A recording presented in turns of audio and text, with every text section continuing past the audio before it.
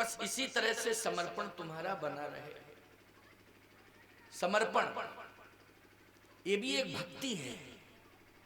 समर्पण क्या है? भक्ति है। सर्वे प्रपत्तेरधिकारिणो मतः। भगवान कहते हैं कि जो भी प्रपत्ति मानी मेरी शरणागति प्राप्त करना चाहे तो इसके लिए उसे करना क्या पड़ेगा? भगवान ने कहा इसके लिए उसे यही करना पड़ेगा कि सबसे पहले मेरी शरणागति अगर कोई प्राप्त करना चाहता है तो उसे सबसे पहले श्री हनुमान जी को राम कथा सुनानी पड़ेगी। राम कथा सुन के हनुमान जी अगर प्रसन्न हो गए तो निश्चित रूप से मेरे पास आने का रास्ता साफ हो जाएगा और मेरी शरणागति जीव को मिल जाएगी। देखो कितनी बढ़िया बात है। ये समर्पण यही तुम्हारी भक्ति है।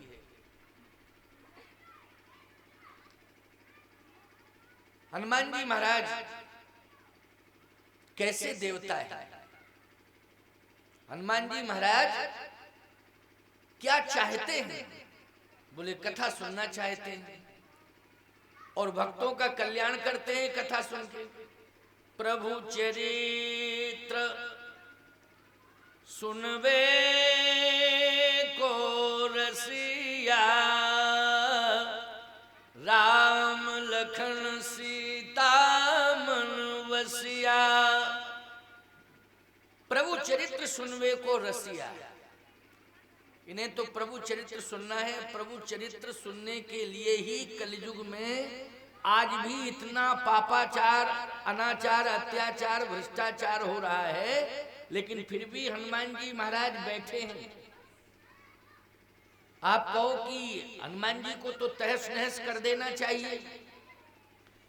हनुमान जी इस बात को जानते हैं कि प्रकृति ही इनको दंडित करेगी और समय समय पर प्रकृति का प्रकोप इन अनाचारी अत्याचारियों को दंडित करता है और पनिशमेंट इनको मिल जाता है। तो फिर आप क्या कर रहे हैं? भगवान हनुमान जी कहते हैं हम तो बैठे बैठे प्रभु का चरित्र सुन रहे हैं और प्रभु का ध्यान कर रहे हैं। वास्तवारी परिपूर्ण लोचनम मारुतिम नमत राप शांतकम। हम नेत्रों में आंसू भर के भगवान के चरणों का ध्यान कर रहे हैं और कान से भगवान का चरित्र सुन रहे हैं। फिर होगा क्या? कहे राम की कथा सुनने से निश्चित रूप से हृदय परिवर्तन होता है और जब राम की कथा सुनने से हृदय परिवर्तन होता है तो जब हृदय परिवर्तन हो जाएगा तो निश्चित रूप से अनाचार भ्रष्टाचार भी समाप्त हो जाएगा। लेकिन हनुमान जी कहते हैं इसके लिए केवल एक ही ग्राम में कथा नहीं होना चाहिए, एक ही नगर में कथा नहीं होनी चाहिए, एक ही महानगर में कथा नहीं होनी चाहिए। महानगरों से लेकर के ग्राम ग्राम तक राम कथाएं होनी चाहिए तो हृदय परिवर्तन होगा और हृदय परिवर्तन होगा तो निश्चित रूप से अनाचार अत्याचार भी समाप्त होगा। दूसरा भाव इसमें एक और है। दूसरा भाव यह है कि भगवान कहते हैं कि मैं संतों को भेज रहा हूं। ये संत हमारे भेजे हुए हैं, हमारे प्रतिनिधि हैं और ये आप सबके बीच में जाएंगे और आपको सुंदर मार्गदर्शन देंगे। आपकी दृष्टि का दृष्टिकोण बदलेगा और जब दृष्टिकोण बदलेगा तो निश्चित रूप से परिवर्तन अवश्य होगा। सूरदास जी ने एक बहुत अच्छी बात कही। क्या? सूरदास जी कहते हैं, देखो तुलसीदास जी, सूरदास जी, कबीरदास जी, नानक जी ये उच्च कोटि के महात्मा हैं। समझ रहे हो कि नहीं? रामचरितमानस तो तुलसीदास जी ने लिखा, लेकिन राम सूर चरितावली के रचयिता हैं सूरदास जी महाराज। समझ गए हो ना? राम सूर चरितावली के रचयिता कौन है?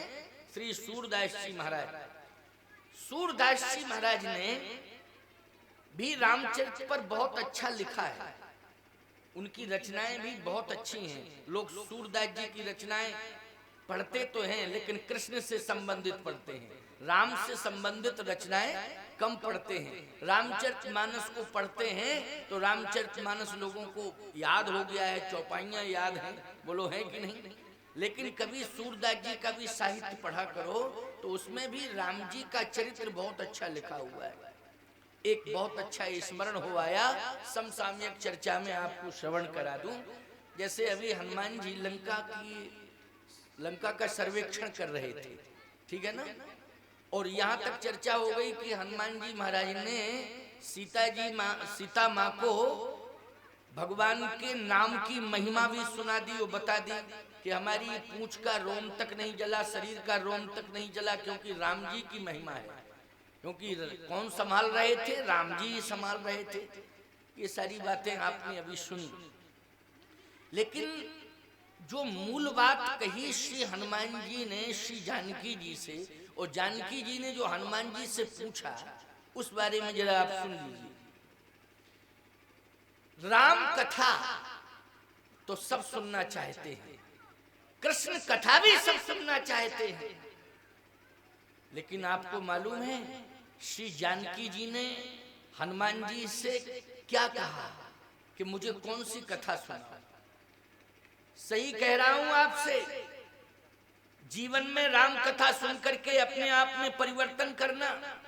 श्री जानकी जी ने जो हनुमान जी से प्रश्न किया है, और जो हनुमान जी से बार बार वो हठात आदेश दे करके कह रही हैं कि नहीं नहीं, मैं जो पूछना चाहती हूँ उसके बारे में बताओ, मैं जो पूछ रही हूँ उसके बारे में बताओ, इधर उधर की बात करने की कोई आवश्यकता नहीं है, जो मैं पूछ रही हूँ वो बताओ। तो हनुमान जी ने कहा कि आप पूछिए। तो देखो, संपूर्ण लोग कहते हैं तुलसी के साहित्य के मत से कि राम जी के बारे में पूछा, सीता जी ने राम जी के बारे में पूछा, लक्ष्मण जी के बारे में पूछा, हो सकता है कि अयोध्या के बारे में पूछा हो या जनकपुर के बारे में, लेकिन ये कन्फर्म है कि राम लक्ष्मण के बारे में पूछा कि नहीं। लेकिन सूरदास जी कहते हैं कि मेरे मत से सीता जी ने सबसे पहले किसके बारे में पूछा? तुलसी के मत से प्रभु राम के बारे में पूछा, तुलसी के मत से लक्ष्मण जी के बारे में पूछा, लेकिन सूरदास जी के मत से राम सूर चरितावली का प्रमाण कि सबसे पहले किसके बारे में पूछा। अब आप समझ लीजिए, आप ग्रामीण संस्कृति में जी रहे हैं, ग्राम में रह करके कैसे आपका कल्याण हो सकता है, ग्राम में रह करके कैसे आपका उद्धार हो सकता है, आज की कथा से ये प्रमाण लो। मैं एक बात कहता हूं, लोग कहते हैं गांव में इंसान कम देखने को मिलते हैं, ज्यादातर जानवर देखने को मिलते हैं। बोले जिस खेत में निगाह डालो उसमें जानवर, जिस खलियान में निगाह डालो उसमें जानवर। गांव में घुसने के पहले जानवर ही जानवर चारों तरफ दिखाई देते हैं, इंसान कम दिखाई देते हैं। मैं एक बात कहता हूं, ध्यान से सुन लो और दुनिया वाले हमारी बात को सुन लें। आज ये जो मेरी कथा का प्रसारण हो रहा है, ये राष्ट्रीय स्तर पर प्रसारण हो रहा है, समझ लेना इस बात को। हमारी बात केवल इस मंच तक सीमित नहीं होगी, 10-5 गांव के लोग आए हैं उन तक सीमित नहीं होगी। ये बात हमारी हमेशा हमेशा के लिए रिकॉर्डेड बन रही है, और आपके गांव का ये प्रवचन रिकॉर्डेड हो रहा है, और ये कई देश के लोग सुनेंगे। आज डायरेक्ट प्रसारण हो रहा होगा तो YouTube के माध्यम से सब सुन रहे होंगे, लेकिन इसके बाद भी ये रिकॉर्डेड होगा कामतगिरी YouTube चैनल में। और जब भी मेरी कथा लोग सुनेंगे, उसमें त्योतना की बात जरूर एक बार आएगी, और लोग सुनेंगे कि महाराज जी ने अमुक सन में अमुक दिन ये बात त्योतना के मंच पर कही थी, हनुमान जी के प्रांगण में। सुनिए, शहर महानगर डगर डगर, लेकिन गांव की संस्कृति कितनी महत्वपूर्ण है, कितनी महत्वपूर्ण है। बड़े बड़े महानगरों में पढ़े लिखे इंसानों को देखा जा सकता है, ये मैं मानता हूं। गांव के लोग भी अपने बच्चों को शहर में भेज रहे हैं कि पढ़ो लिखो बेटा, हमारी जिंदगी तो ऐसे ही निकल गई, लेकिन हम भले ही 1 रोटी 2 रोटी कम खा लेंगे, लेकिन तुम्हें पढ़ाएंगे लिखाएंगे और गांव से दूर रखेंगे। बोलो यही स्थिति रहती है कि नहीं रहती है? आज घर घर के लोग यही सोच रहे हैं कि नहीं हम अपने बच्चों को पढ़ाएं। शिक्षा की क्रांति में पढ़ाना बहुत अच्छी बात है, पढ़ाना चाहिए, आपकी ये सोच उत्कृष्ट है। लेकिन सत्य कहता हूं, शिक्षा की